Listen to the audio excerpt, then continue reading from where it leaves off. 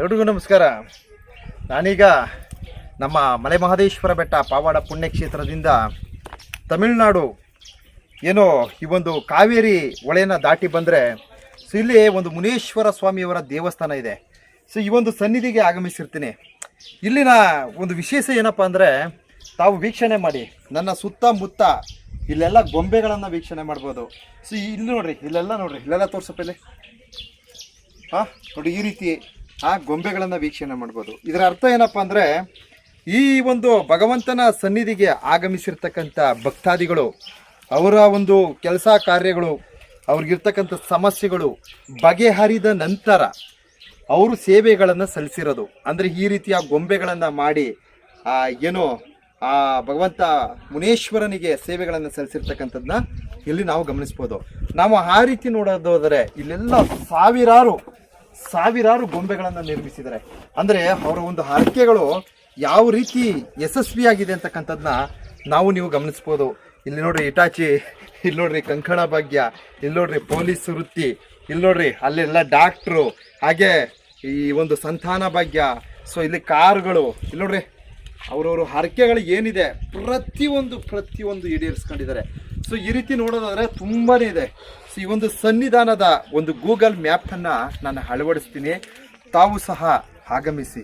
ಮತ್ತೊಂದು ವಿಶೇಷ ಏನಪ್ಪ ಅಂದರೆ, ಸಾಮಾನ್ಯವಾಗಿ ನೀವು ಅಸಹಾಯಕರು ಏನೂ ಮಾಡೋಕ್ಕಾಗಲ್ಲ, ಬಹಳ ಹಿಂಸೆಗೆ ಒಳಪಟ್ಟಿರ್ತೀರ, ಯಾವ ಥರ ಅನ್ಯಾಯಕ್ಕೆ ಒಳಪಟ್ಟಿರ್ತೀರ, ನ್ಯಾಯವನ್ನು ಪಡೆಯಲು ವಿಫಲವಾಗಿರ್ತೀರ.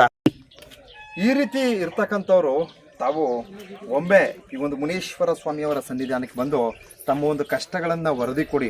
ಯಾಕಂದರೆ ಇವತ್ತು ದಬ್ಬಾಳಿಕೆ ಅಂತಕ್ಕಂಥದ್ದು, ಅನ್ಯಾಯ ಅಂತಕ್ಕಂಥದ್ದು, ಮೋಸ ಅಂತಕ್ಕಂಥದ್ದು ರಾರಾಜಿಸ್ತಾ ಇದೆ. ಒಬ್ಬರನ್ನ ತುಳಿದು ಒಬ್ಬರು ಬೆಳಿಬೇಕಂತಕ್ಕಂಥ ಒಂದು ನಿಟ್ಟಿನಲ್ಲಿ ತುಂಬ ಜನ ಅವರ ಒಂದು ಕ್ರೌರ್ಯತೆಯನ್ನು ಮೆರಿತಾ ಇದ್ದಾರೆ. ಅಂಥವ್ರನ್ನ ಮಟ್ಟ ಹಾಕ್ಬೇಕಂದ್ರೆ ಇಂಥ ಸ್ಥಳಕ್ಕೆ ಬರಬೇಕು. ನೀವು ಒಂದು ಹರಕೆ ಮಾಡ್ಕೊಳ್ಳಿ, ಸ್ವಾಮಿಯವ್ರ ಸನ್ನಿಧಾನಕ್ಕೆ ಬಂದು ತಾವು ಬೇಡ್ಕೊಳ್ಳಿ. ಯಾವ ರೀತಿ, ಸ್ವಾಮಿ ಈ ರೀತಿ ಆಗೋಗಿದೆ, ಈ ರೀತಿ ಅನ್ಯಾಯ ಆಗಿದೆ, ನನಗೆ ನ್ಯಾಯ ಸಿಗ್ತಾ ಇಲ್ಲ, ನನಗೆ ಒಳ್ಳೇದು ಮಾಡಪ್ಪ, ಈ ರೀತಿ ಬೇಡ್ಕೊಳ್ಳಿ. ಕೆಲವರು ನಾನು ಗಮನಿಸಿದ್ದೀನಿ, ಒಂದು ರಾಜಕೀಯವಾಗಿ ಮುನ್ನುಗ್ತಾ ಇರ್ತಾರೆ, ಇನ್ನೊಂದು ಬೇರೆ ಥರ ಏನೋ ಒಂದು ಇಂಪ್ಲುಯೆನ್ಸಲ್ಲಿ ಏನು ಮಾಡ್ತಾರೆ, ಒಬ್ಬರನ್ನ ತುಳಿತಾರೆ. ಅಂದರೆ ಬಡತನದಲ್ಲಿ ಇರ್ತಕ್ಕಂಥವ್ರನ್ನ ಅವರ ಒಂದು ಏಳಿಗೆಗೋಸ್ಕರ ದುರುಪಯೋಗ ಪಡಿಸ್ಕೊಳ್ತಕ್ಕಂಥದ್ದು ಬಹಳಷ್ಟಿದೆ.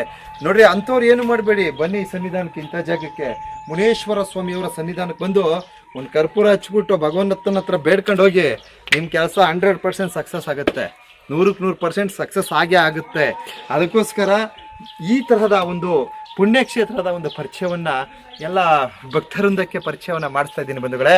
ಈ ಒಂದು ಸನ್ನಿಧಿಯ ಒಂದು ವೀಕ್ಷಣೆ ಸ್ವಲ್ಪ ಬೇಗ ನಡಿಯಪ್ಪ.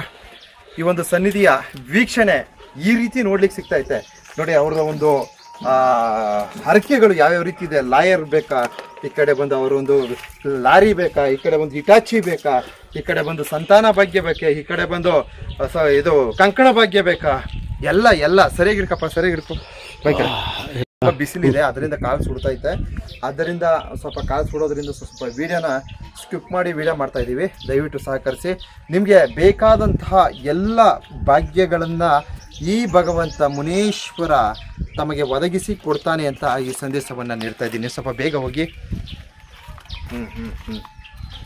ನೋಡಿ, ಇಷ್ಟೆಲ್ಲ ಸೇವಾರ್ಥಗಳನ್ನು ಭಕ್ತರಿಂದ ಸೇವೆಗಳನ್ನು ಸಲ್ಲಿಸಿರ್ತಾರೆ. ತಾವು ಸಹ ಬರ್ಬೋದು. ಈ ಒಂದು ಸನ್ನಿಧಾನದ ಒಂದು ಸತ್ಯಾಂಶಗಳನ್ನು ತಮಗೆ